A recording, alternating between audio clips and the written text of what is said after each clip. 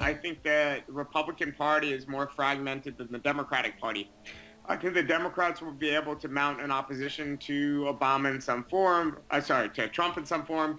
I think they will use the leadership of Barack Obama, still pretty popular, to do this for the next 4 years. I think the Republican Party, there's very deep fissures. I mean, George W. Bush even said he couldn't vote for Donald Trump.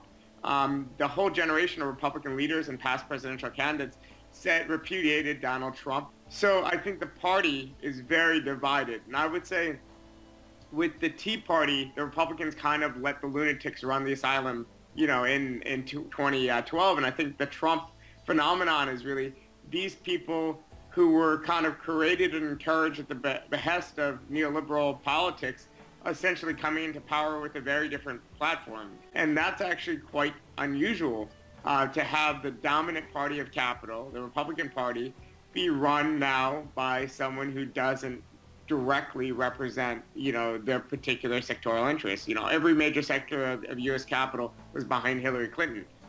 So it's really incredible if you think about that. Every progressive constituency in this country, every labor union, every immigrant right groups, every left of center or center-left constituency was behind Hillary Clinton. Every major segment of capital was behind Hillary Clinton. But yet somehow this Trump coalition built on the backs of, what we would call the petty bourgeoisie, managed to win. It's really, it's an incredible feat and accomplishment. This Sanders Democrat emerging and presenting a real viable alternative in opposition to Trumpism. I think liberalism in the center has failed us, and we need to develop a politics to the left of liberalism. That being said, I don't think the situation benefits the left. I'm not dancing on liberalism's grave. I think that the defeat yesterday is a defeat for all progressive forces, even those of us, well to the left of Hillary Clinton.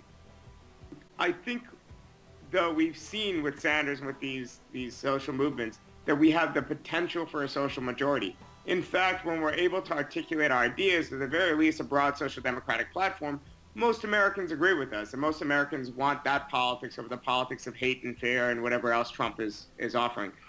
So that's the good news, I think. The bad news is as far as actual infrastructure, as far as parties, organizations, and whatnot, the left is completely disconnected from a social base.